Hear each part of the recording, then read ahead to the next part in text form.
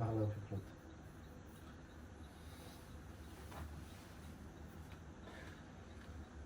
ოკეი, ჩვენ რომლები გევიარეთ? ჩვენ გავიარეთ. ანუ კოგნიტიურ დამახინჯებებზე ხო ვართ ახლა? კი. კოგნიტიურ ჩვენ გავიარეთ. ხო და არა, მეც ახლა შევერთოთ და პროცესში. კოგნიტიურ დამახინჯებებზე ვარ, ჩვენ გევიარეთ პირველი რომელი იყო. ახლა გევიხსენო ატრიბუციის ფუნდამენტალური შეცდომა. ატრიბუციის კი ბატონო მართალი ხარ, მე რა გავიარეთ? ფუნდამენტალური შეცდომა. კაი, ატრიბუციის მე ახლა მასატოშები, მე ახლა ახალად გავხსენი იმის პანჯარა რომ ჩვენზე ვიკითხო და ვისწავლოთ. და უნდა უთხრა რომელი გევიარეთო, მაგრამ ახლა მე გავაგზავნოთ. ატრიბუციის ფუნდამენტალური შეცდომა იყო რაზე? მე და შენ ახლა გევიხსენოთ ორივე ვიფიქროთ. ფუნდამენტური შეცდომა. იმაზე რომ ვიღაცას თქვა და ვიღაცა დააქცია წყალი. ხო. და მე ვფიქრობ, ლუსი. მე არა გეკითხი ბელოსი. ხო და. ნახე ვიღაცამ წყალი დააქცია და უი მე რა დებილია წყალი ვერ დაუკავია და მას რომ დაიქცა გარემოებას მოიყვას არგუმენტად რომ ამის გამო დაიქცა წყალიო და შესაძლოა სხვა დაიღო წყალი მაშინ არგუმენტი არ მოყავს. ხო. ანუ ეგ რატომ უშო იყო მანდამაიც მაგასი კარება და მანდამაიც გააკადა. ამაში ხედი. გოგო!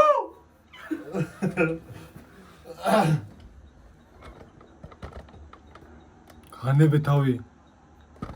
ანახსის. შეხედე რა შემენ ნერვებზე დამაშავს. კატი გეიგდია გარე. სა.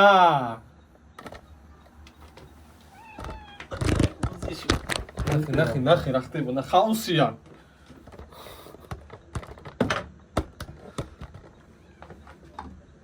დავე ისე. ნახე როგორ გააშურე. Hi მეგობრებოს guys. გახევლიო ჩადაბი დაუფალე. საუზი, ხო და. ფუნდამენტალურ ატრიბუტ შეცდომას გავდიოდით. კი. როდესაც თავისი რაღაცას დააშავა, გარემოებას დააბრალებს. და თუ სხვამ დააშავა, მე მაგალითად რომ დავაშავე, ეს მის ბრალი იყო, გარემოება იყო, ასეთი და მაგისგან მომიხდო და შენ თუ დააშავებ, მე გეტყვი ზედაპირულად შევუყურებ ამ დროს და და ამ ეფექტს აქ რაღაცით ანუ უყურე რატომ არის ეს კოგნიტიური დამახინჯება? იმიტომ რომ ბოლომდე ვერ წდება სიტუაციას. არა, ტვინი იზოგავს ენერგიას. მართალი ხარ. ტვინი იზოგავს, იმიტომ რომ უნდა გამოთვალო იმან რა ქნა, რატომ რის გამო რა კონტექსტი იყო, მიხდი? და ახლა მე რომ გავაკეთე, იმის ტვინი გათვალა, აჰა, ეს იმიტომ იყო, ეს იმიტომ და ამიტომ მე დავაქცი წყალი და იმან პროსტა. Hi guys. ახლა ანალიზ გარეშე და რომ გავაანალიზოთ, თავისთავად უკვე იქ მიხდები ეს იმიტომ იყო, ეს ამიტომ იყო, ეს ამიტომ იყო. მაგრამ ეს უფრო ანუ ენერგია დასახარჯია ამაზე თქოში. ოკეი. ესე გევიგე ჩვენ ატრიბუციის ფუნდამენტალური შეცდომა. It's okay bro. ოკეი. ანუ როგორ პროსტა გევიარო ჯერ და მე გადავიდეთ უკვე მერე. ესე იგი ატრიბუციის ფუნდამენტალური შეცდომა. მეორე ჩვენ გევიართ confirmation bias. Confirmation bias რაზე იყო? რაზე იყო? მე მგონი რომ იყო იმაზე რომ თქვა ადამიანი თუ რაღაცას მაგრად ჯერა ან რაღაცაში დარწმუნებულია ყველა იმპაქტს მიიღებს და მონახავს და ყველაფერს ისე დააკავშირებს მის სასიკეთოდ რომ მისი მსოფლმხედველობა იყოს დამტკიცებული და რაც ამის ხედვას არ ეთანხმება ყველაფერს დაიგნორებს. ნახავი. ეს ამას ქვია confirmation bias. Confirmation bias ქართულად როგორ იქნება, ახლა რომ ორივე ვიცით, მე აღარ მახსოვს. Confirmation translate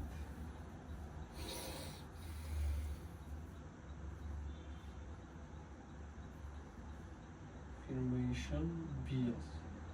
და დასტურების მიკერძოებება ქვია confirmation bias. ოკეი, იყოს ეგ. Confirmation bias გევიარეთ, confirmation bias.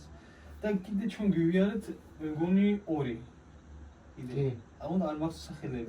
რაღაცა ის იყო, ეცე რაღაცა სიტყვების სიტყვა იყო, რომელსაც ეგრევე მიხდები.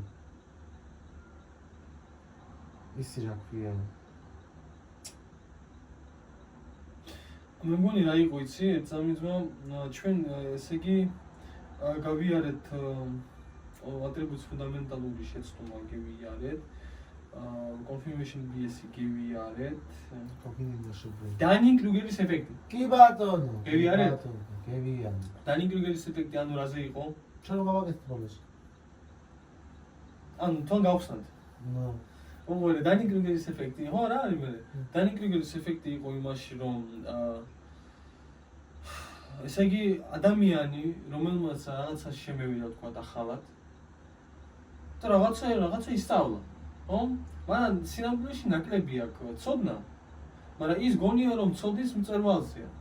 ეხტი? მაგაის მთა რაღაცის მთა ქვია.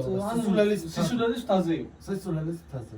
ანუ ეს არის ეფექტი, როცა ადამიანი იცის ცოტა, მაგრამ ისე ლაპარაკობს და იმდენად თავდაჯერებულია იმაში, იმის პატარა თქვა სოფხედულობაში, რომ მან იცის და ადამიანი რომელიც ნამდვილად იცის, იმას ბევრი ეჭვი ეპარება, ბევრს ფიქრობს, ნამდვილად მე ვარ მზად იმისთვის, რომ ახლა უკვე მაგაზე ვილაპარაკო. ეს არის Dunning-Kruger-ის ეფექტი. ცოტა იცის, მაგრამ გონია რომ ძალიან კომპეტიურია, ძალიან კომპეტიური პირიქით, გონია რომ ცოტა იცის. ეს არის Dunning-Kruger-ის ეფექტი. სულელეს მთათ რაღაცა სიბლაყვის მთა. სიბლაყვის არ იქნება. აცხა მასე იყო. ჩვენ დავარქვათ სიბლაყვის მთა. დღეიდან. მახურა. რუსლანი, დუმბაძე და ლუკოსლოვა დაარქვეს ამას სიბლაყვის? всё, სიბლაყვის მთა. ახლა ეს მეგობრებო. ჩვენ კიდე გივერთ შარავანდედის ეფექტი, ის იმდენად აღარ მახსოვს. შარავანდედის ეფექტი. Hello effect. Hello effect. აქ რაღაცა წამიერი შეგრძნება. ხო. ეცა წამიერი შეგრძნება ზე ლაპარაკი. Hello effects. რაზე იყო? ახლა მე მახსენდება იმაზე რომ თქვა ადამიანი თუ ლამაზია. პირველადი შტაბეში იყო. პირველადი შტაბეში ის გასაუბრებაზე რომ მივიდა, კარგად ჩაცმული, კარგად მოლაპარაკე და ეს არის რეფერი ეფექტი, hello effect. პირველ ეფექტი დაატოვა ისეთი რომ ეს ეს უკვე მოწესრიგებულია კომუნიკაბელი. ანუ twin-მა დახატა მერე უკვე რაც twin-მა ჩამოყალიბა hello ეფექტი, რომელიც ეს არის იდეალური თანამშრომელი იქნება გასაუბრებაზე. სინამდვილეში ვაფშე არ ვიცი ვინა. ამასობაში ერთი შეხედე პირველი სიმპათია და ჩამოყალიბდა, პირველი წარმოდგენა ჩამოყალიბდა, მაგრამ პირველი წარმოდგენა არ არის ეკვალის იმის შესახებ რომ იცოდე რასიზმს ხვალდაზე კი. არასადაც არის შეფასებული. ეს არის hello effect. Hello effect. ან ისე ხშირად ვარ მე hello effect-ის მსხვერპლი. ანუ თავარი რომ უკვე გესმის და ცნობიერებ. Вот и всё. Вот и всё. ანუ hello effect-ი რა არის? ერთი რაღაცა ატრიბუტით, რომელიც თქვათ პოზიტიურია, twin-ი ხატავს ყველაფერს და შესაძლებელი პოზიტიურია და მე შეიძლება რომ მაგარია. მაგარი. ასე თქვა, so და პერსპექტივა ასე. არტო ამბობდა. Вот и всё. ასე თქვა, პირველმა ცხენმა, ბძენმა ცხენმა, როცა დაინახა პირველი მანქანა. Вот и всё. Hello effect. Вот и всё. და მეხუთე გივიარეთ, ამის მეტი არ გაგვიძლია. გაწეული ხარჯის ილუზია. ხო, მაგრამ ახსოვს, შენ ახსოვს? კი. გაწეული ხარ, მე მე რაც ხარ, ჩემ თავზე მაგითო ყველაფერი მახსოვს. თქვა თუ შენ თქვი. თქვი რა, ერთად გაწეული ხარჯის ის რა ქვია, რა ხდება. როდესაც მაგათად მე ვსწავლობ ვებ ინტერნეტ დეველოპმენტის პოზიციაზე, მაგრამ არ მაინტერესებს, მაგრამ 3 წელი ავსწავლობ და როგორ დავანებო თავი. ამდენი მაქვს ჩადებული ენერგია მაქვს და ვერ დავანებებ და ამასობაში იმის მოფიქრება აღარ არის, რომ მე 4 წელი კი ვისწავლე, მაგრამ აი ეს ვაფშე არ დამჭირდება, არ მაინტერესებს. მაგრამ რადგან ამდენი რესურსი ჩადე, აგძელებ და კაი, ჩემოდანი ქვები დავსებული. რომელსაც ხელი არ აქვს. ზიდავ, ხელი არ აქვს და ვერაფერში ვერ გამოიყენე. არ გინდა, მაგრამ ყველაზე მაგარი მეტაფორა მგონი აქ შემოვა, რომელიც სიკორწილზე 10 წელია კორწილში ხარ. ხო. რაფერ დავანგრე ოჯახი. ხო, ამდენი წელია უკვე მე ოჯახში ვარ, ამდენი წელია უკვე ენერგია რესურსი ჩადებულია და ვერ დავშორდება. ამასობაში შეუძლია 10 წლიანი ურთიერთობა დაასრულოს და იყოს შემდგომ ბედნიერი დარჩენილი 30 წელი, მაგრამ აირჩევს იმ 10 წლის ხარჯზე 30 წლით ერთად ყოფნის უბედურებას. ტოტალურად ჩადებული აქვს. ეგეც ძალიან მისახურდა მართლა ცხოვრებისეულია, რაც დაგჭირდება. მე მაგალითად ჩვენზე მაგალითად ვიღოთ, მე მაგალითად მაინტერესებდა ერთი რაღაცა კონკრეტული მაშინ რაღაცა, მაგრამ შევედი და მე უკვე აღარ მაინტერესებს. აღარ მინდა ენერგია, მაგრამ აი მე ამდენი მიარი და ბარებიული და რატომ წვალო? ეს ენერგია ხო შეიძლება სხვა რაღაცაში ჩადო და მოსინჯო. და იქაც სინჯო შეიძლება ის უფრო დაგაიდროს შენი იყოს შემისაკენ კონკრეტულად, მაგრამ სამწუხაროდ ეს არის ჩვენი პრობლემა. მაგრამ სამწუხაროდ უკვე არა, იმიტომ რომ მეგონი ჩვენ ახლა მე და შენ უკვე გევიგეთ. ჩვენ კი არის გაწეული ხარჯის ილუზია. კი ბატონო. რაღაცა კოგნიტიური დამახინჯება არის, რომელიც ჩვენ რაღაცა ფარგლებში შეგხვს. მაგრამ უკვე გავაცნობიერეთ და რავი, გონია რომ გავაგზავნოთ, რას ფიქრობ? უნდა გავაგზავნოთ. ოკეი. ოკეი, bro. ესე იგი მე ახლა ჩავწერ. გაწეული ხარჯის ილუზია.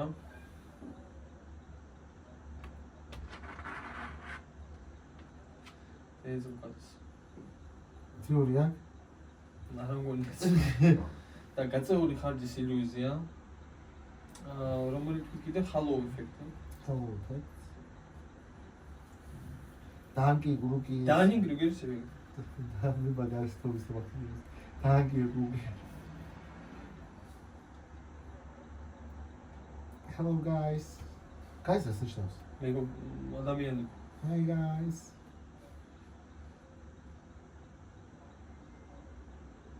ჯეი guys მიკროფონი გაიხსნა მასაკებად. სასწაულებს გადავდეთ. იქაც გადავიდეთ ჩვენ შევეცეთ.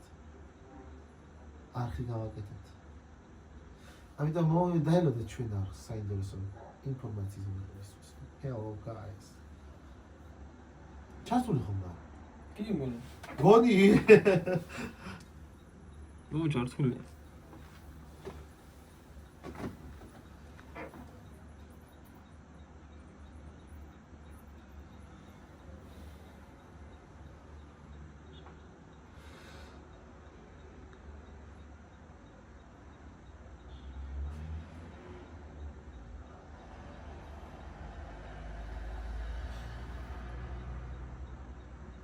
Так.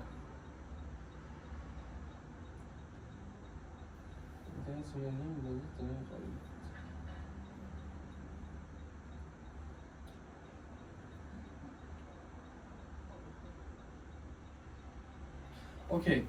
ახლა ჩარჩოების ეფექტი. Framing effect, კოგნიტიური დამახინჯება. აი დაახლოებით ვიხდი რა ფერად წავკითხველად. ჯერჯერობით ვერა. რაღაცა ჩარჩოებში და იმის გარეშე. ამაზე რა მომახსენე მგონია ჩვენ ადრე გავლილი მაქვს, იმიტომ რომ სპილოს რომელსაც ბავშვობიდან პატარა ძაფით არის დამბული და ბავშვობაში ვერ ერეოდა. გაეწყვიტა. ისე დარჩა რომ როცა გაიზარდა, მაინც ვერ ხდებოდა რომ შეეძლო განგრევა წასულიყო. გონი მაია ზუსტად არა. შეიძლება ნახოთ ახლა. ჩარჩოების ეფექტი ეს არის კოგნიტიური დამახინჯება. რომლის დროსაც ადამიანი ერთი და იმავე ინფორმაციიდან სრულიად განსხვავებულ დასკვნას აკეთებს იმის მიხედვით, თუ როგორ არის ეს ინფორმაცია მიწოდებული, შეფუთული. ჩვენი ტვინი რეაგირებს არა მშრალ ფაქტებზე, არამედ იმ კონტექსტზე, ჩარჩოზე, ან კონტექსტი რო იცი, რომელშიც ეს ფაქტებია მოთავსებული. კერძოდ, აქცენტი გაკეთებულია პოტენციურ მოგებაზე თუ პოტენციურ დანაკარგზე. ოკეი. აკადემიური კონტექსტი, სკოლა, კოგნიტიური ფსიქოლოგი, გადაწყვეტილების მიღების თეორია. მინ შემოიტანა კლავ ამოს ტვერსკიმ და დანიელ კანემანმა 1991 წელს თავიანთ ცნობილ ექსპერიმენტში აზიური დაავადების დილემა. პოლემიკა და აქტუალურობა. მეცნიერება დაამტკიცეს, რომ ადამიანები არიან რისკის ამრიდებლები, როდესაც არჩევანი ფორმულირებულია მოგების კონტექსტში და რისკის მაძიებლები, როდესაც არჩევანი ფორმულირებულია დანაკარგის კონტექსტში. ჯერჯერობით არ მესმის ბოლომდე. დღეს ეს არის მარკეტინგის, პოლიტიკური პროპაგანდისა და ნეიროლინგვისტური უმთავრესი იარაღი. ანუ მე როგორ ახლა მესმის როგორ იცი, ანუ თქვათ შენ რომ გეუბნებიან რომ ახლა ამას და ამას კარგავ. ადამიანი უფრო რისკზე მიდის და პირიქით თუ მომგებიან კონტექსტში ჩასვა არ მიდის რისკზე. მე ახლა ასე მესმის, მაგრამ ნახოთ რამდენად მართალი იქნება. ოკეი. წარმოვიდგინეთ ერთი და იგივე ნახატი ორ სხვადასხვა ჩარჩოში. თუ მას ჩავსვამ ძვირფას მოოქროვილ ჩარჩოში, ის შედევრი გგონია. და თუ ჩავსვამ ძველ გაკუცულ პლასმასის ჩარჩოში, უბრალო ნახატად მოგეჩვენება. ნახატის შინაარსი ინფორმაცია არ შეცვლილა, შეიცვალა მხოლოდ ის თუ რის მიუმა ხედავთ მას. ოკეი. ექიმმა პაციენტს თავაზობს რთულ ოპერაციას. ამ ოპერაციის დროს გადარჩენის შანსი არის 90% და პაციენტი მშვიდად აღხვდება ამას. 90% არის გადარჩენის. და ექიმი B ეუბნება ამ ოპერაციის დროს სიკვდილის შანსი არის 10%. და პაციენტს პანიკა ეწყება და უარს ამბობს. არა თქმას გააჩნია მაგ ხო, თქმას გააჩნია, თორე ანუ ერთ და იგივე სიტყვა თქვა, მაგრამ აქცენტი გააკეთა სიცოცხლის გადარჩენაზე და იმან მიოთხო შეიძლება 10%-ით ვერ გადარჩენდა. არა და ორივე ერთი ინფორმაციის მომცემია. მაგრამ იმან პირველი სახსენა, ამან პირველი სიკვდილი არის იმას სიცოცხლე, ამან სიკვდილი და სიკვდილმა შეაშინა. ხო, რისკზე წავიდა. რისკზე წავიდა, არა და იმანაც ერთი აგები ვთქვა. არ ჩაწუდა მათ პაციენტმა. არ ჩაწუდა, იმიტომ რომ რომელი კოგნიტიური დამახინჯება იმუშავა, აქვია მას ფრეიმინგ ეფექტი არა, ჩარჩოს ეფექტი. ხო. მათემატიკურად ეს აბსოლუტურად იდენტური მონაცემებია, მაგრამ პირველ შემთხვევაში ჩარჩო არის სიცოცხლე. მოგება, მეორეში კი სიკვდილი ანუ დანაკარგი. ოკეი. სიტუაცია ჩვენთვის. თქვენი მეგობარი არის კომპანიის მენეჯერი. მას სურს რომ თანამშრომლებმა ახალი საკმაოდ რთული პროგრამული სისტემა ითვისონ. თუ ის ეთქვის გუნდს, თუ ამ პროგრამას არ ისწავლი ჩვენი ეფექტურობა 20% დაეცემა, ეს ემუშავებს ერთი მექანიზმით, ანუ ერთი რაღაცა იქნება. კითხვა მე დაშინახა. როგორ უნდა გადააფორმულიროს, ანუ შეცვალოს ჩარჩო თქვენმა მეგობარმა, ეს ფრაზა მოგების ჩარჩოში, რომ თანამშრომლებს პროტესტის დასად მოტივაცია გაუჩნდეთ. ახსენეთ, რატომ შეიცვლება გუნდის რეაქცია ფსიქოლოგიურ დონეზე. ანუ კომპანიას უფროსმა უთხრა მენეჯერმა, რომ ჩვენ როგორ უთხრა, ჩვენი ეფექტურობა 20% დაეცემა. დაეცემა თუ არ ვისწავლეთ ამასო. ხო. და ჩვენ ახლა ჩვენ უნდა ვთქვათ ის რომ როგორ უნდა წამახალისებლად ამბობთ. ხო, წამახალისებლად რაღაცა ჩვენ თუ ამას შევისწავლით, ჩვენი პროდუქტიულობა გაიზრდება და 80% გაიზრდება. ანუ 20% ხომ თქვა დაეცემა. ხო. თქვათ 30% ამაღლდება, 80% გაიზრდებაო და ჩვენი შემოსავლის წყაროც სათანადოდ იქნება, დაფასებული იქნება, წარმატებულები ვიქნებით, ასე და ისე და ისე და, მაგრამ ხალხი იფიქრებს პოზიტიურად. ხო. მაგრამ როდესაც წაღანდელი ეფექტი იყო და თქვენს 30% დაეცემაო, იქ უკვე დაცემაზე ფიქრობენ უკვე. არ დავეცეთო და მაინც შევინარჩუნოთ ის რაც ვარ. ისინი უკვე წინსვლაზე და წარმატების ფიქრზე ვერ დასვა მენეჯერმა. გაფიქრობ? კი, ეგრე არის. მე ვფიქრობ, კარგად გავხსენით ეს ჩარჩო. ეს მე ძალიან კარგად გამომდის სხვათა შორის მე. რა. მაი ეფექტი ახლა რაც ვთქვი, პოზიტიურად ვიტყვი, რომ კარგად გამომდის, იმის რა ქვია რაღაცა რომ იქნება მასე გამომდის. უკან არ ვიხევი. წინ ვუყურებ და უფრო პოზიტიური ხედვა არის მაგაში. ოკეი. არის სიტუაცია სადაც პოზიტიურად არ არის. ოკეი. კარგი იყო. გადავიდეთ შემდეგზე. გადავიდეთ მეცა, მაგითხე შეიძლება. კი,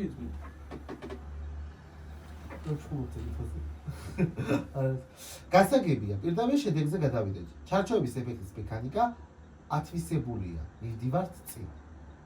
სტატუს კვოს მიკერძოება, დასახელება და არსი.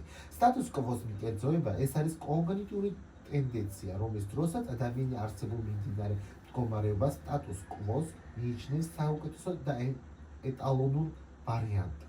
ანუ სტატუს კვოს არის ეტალონის საუკეთესო რაღაცა.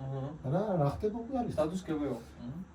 ხო, ნებისმიერ ცვლილებას ამ მდგომარეობიდან აღიქვამს როგორც პოტენციურ დანაკარგს.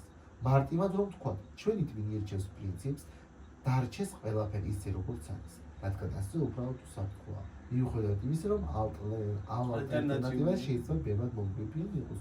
მე ჩვეულებრივ ჩემთავზე ამერიკის ხომაგათი არ ჭირდება. აკადემიური კონტექსტი, სკოლა, ქცევითი ეკონომიკა. ის შემოიტანა უილიამ სამიუსონმა და რიჩარდ ზეკჰაუზერმა.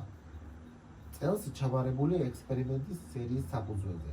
პოლემიკა და აქტუალობა. ეს დაამახინჯება მჭიდროდ არის დაკავშირებული კანემანისა და ვერსკის დანაკარგის არიდების თეორიასთან. ნეირობიოლოგიურად დამტკიცებულია, რომ ცვლილების დაფიქრებასაც კიტნის ამიგდალაში შეცემს იწვევს აქტივაციას. დღეს ეს ფენომენი მნიშვნელოვანია ციფრული პროდუქტებში. მომხმარებელთა 90%-ზე მეტი არასდროს ცლის პროგრამირების ნაგულისხმელ პარამეტრებს. მეტაფორა. წარმოიდგინეთ, რომ ზიხართ ძველ, ოდნავ გაცვეთილ, მაგრამ თქვენს სხეულის ფორმაზე მომდებულ სავარძელში. ოთახში შემოაქვთ ახალი თანამიმდევრო ორთოპედიული სავარძელი, რომლის ბევრად ჯანსაღია თქვენი ზურგისთვის. თუმცა თქვენ უარსამოთ გადაჯდომაზე, რადგან ძველ სავარძელში ყოველი ჩაღრმავება უკვე ნაცნობია. ახალში გადაჯდომა მოითხოვს სხეულის ახლებურად განვითარებას, რაც წვენისთვის მცირე, მაგრამ მაინც სტრესია. ნუ სტრესის და თავის არიდება, მაგიტომ არის სტატუს კო. კოგნიტიური დამახინჯება, რომ სტრესი აირიდო იტოვში. კი ბატონო, გადატანა გავაკეთოთ სხვა რაღაცებზე, რამდენი რაღაცა ხდება მასებში.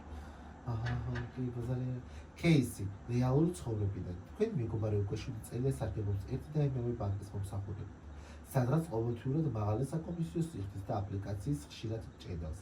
ბაზაზე გამოჩნდა ახალი ციფრული ბანკი, რომელიც სრულიად უფასოა და ბევრად სწრაფია. როცა უბნები რომ გადავიდეს, ის პასუხობს: აი, არ ვიცი, ამ ფაქტს უკვე მიჩვეული ვარ. ყველაფერი ვიცი სადაა. ახალზე გადასვლას დიდი თავის ტკივილი იქნება. თან ვინ იცის ის რა პრობლემები შემექმნება. კითხვა მეგობართან ერთად დასამუშავებლად. სიტუაცია. თქვენი მეგობარი მუშაობს კომპანიაში და დოკუმენტების ბრუნვა კვლავ ძველებურად, ხორცლებითა და ხელით მოწერით ხდება, რაც უამრავ დოროს კარგავს. დირექტორს სურს ელექტრონული სისტემის დანერგვა, მაგრამ თანამშრომლები მტრულად შეხვდნენ ამ იდეას და ამბობენ, ფურცელზე უფრო საიმედოა, ასეთ წლები აუმუშავებ და არაფერი დაგვიკარგავს. კითხვა თქვენ, როგორ გამოიყენებთ სტატუს კვოს მიკერძოების ცოდნას ამ სიტუაციაში? რა ტაქტიკას შესთავაზებთ? კითხვა თქვენ, როგორ გამოიყენებთ სტატუს კვოს მიკერძოების ცოდნას ამ სიტუაციაში? რა ტაქტიკას შესთავაზებთ კომპანიის მენეჯმენტს, რომ თანამშრომლებს ახალი სისტემა საფრთხედ კი არ აღეკვა, არამედ მარტივად შეგვებოდნენ მას? ნუ მე ვფიქრობ, რომ რა ფაქტს ჩარჩოს ეფექტი რო იყო. გაიმეც ვაიფიქრე. ჩარჩოს ეფექტი როგორც იყო, უბრალოდ კონტექსტი შეგვეცვალა. ანუ ამ კონტექსტში მიგვეცა ისეთი სიტყვებით, რომ მათ мотиваცია გაეზარდა. ასე ვფიქრობ. კი ბატონო. ველთქმას განვიხილოთ თქვენი ხედვა მექანიზმების მუშაობაზე და შემდეგ ნაბიჯზე გადავიდეთ. არა, მოდი, ანუ მივხვდით? კი, ეს გამივხვდი. შენ მივხვდი ხო? ნუ ხო. გავშალოთ კიდე? არა, ახლა მე გევიგეთ, მაგრამ მე პროსტა, რავი, მეთქი უფრო დისკუსიაში შევალ მეთქი, მაგიტომ. ახლა ანუ შენი აზრიც მაინტერესებს მაგას. ჩვეულებრივ ახლა რაც იყო კომპანიაში შემოიტანა ფურცლები და უარი თქვეს და აგრესიულად შეხვდა ჩვენ არაფერი არ დავიკარგავს, სიახლეში ჰქონდათ მაგათ. მაგთან შორის სიახლეში ჰქონდათ, იმიტომ რომ ალბათ სათანადო ინფორმაციები მიაწოდეს მენეჯმენტმა, რომ ის უფრო უსაფრთხო იყო, უფრო ადვილი იყო, არ იყო შრომატევადი, უფრო დაცული იქნებოდა, სწორი ინფორმაციის მიწოდება არ მოხდა ამ შემთხვევაში და ეს რა თქმა უნდა ჩარჩოს ეფექტი მოქმედებდა თანამშრომლებს. კაი, მაშინ გავაგზავნოთ ხო? მე დავიწყო. Так ვიშთი. Hi guys.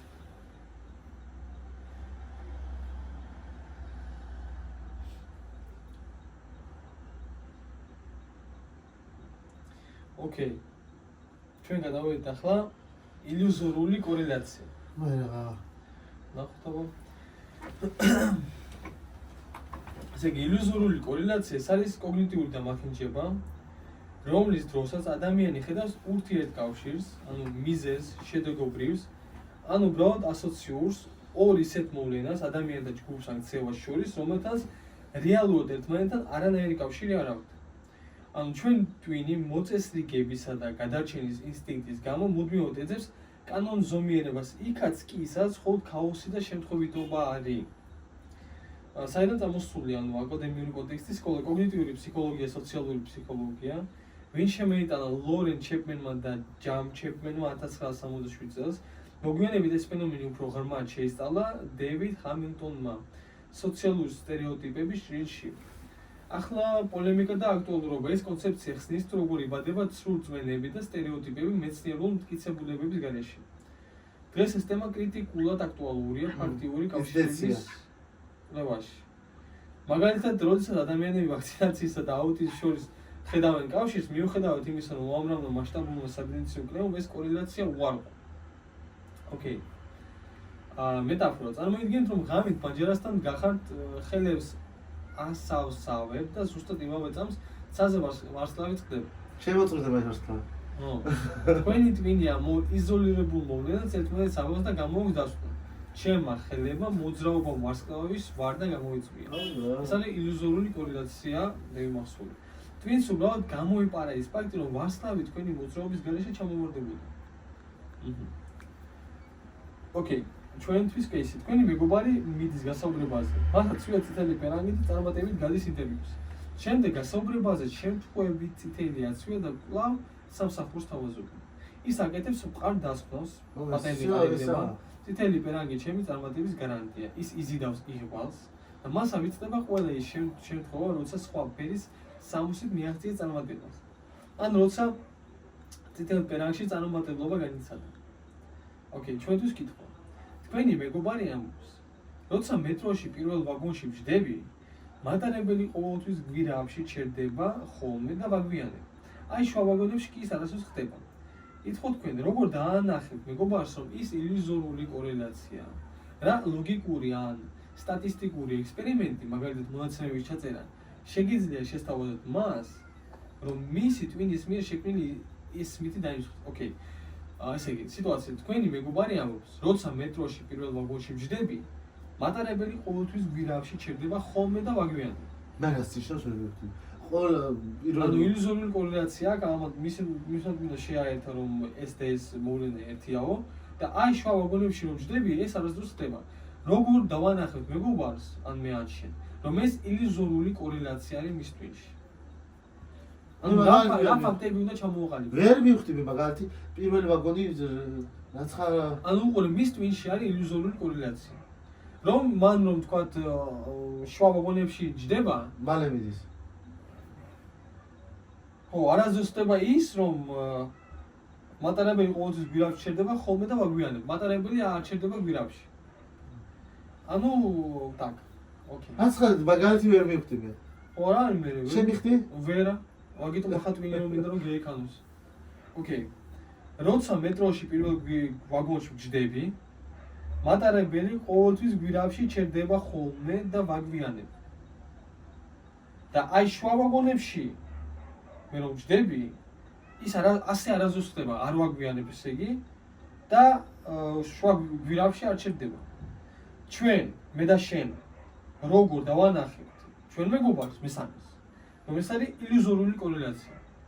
რომ ის უნდა ილუზორულად შეაერთოთ. როგორ და ვეტყვით რომ არა აქვს მნიშვნელობა პირველში დაждები მესამეში თუ მეოთხეში ვაგონი არ ჩერდება ის მატარებელი არ ჩერდება გვირაბში ჩერდება ავტოს სადგურზე ჩვეულებად ჩერდება გაჩერებაზე იქ ჩამოსვლა შეიძლება და ეს არის მაგალითად სიმართლე თქვა ბოლომდე ვერ ჩავწვი ეს არის მის ტვინში მითი რომ მოდი ვკითხოთ სხვა მაგალითი მოგიყვანოს ეტო რა საყლეული მაგალითია საყლეული მაგალითი არ მგონია რომ არის უბრალოდ ჩვენ ახლა არ გვესმის არა ეცა კითხო მოდი სხვა მაგალითი მომიყვანო ლუსია განეცდის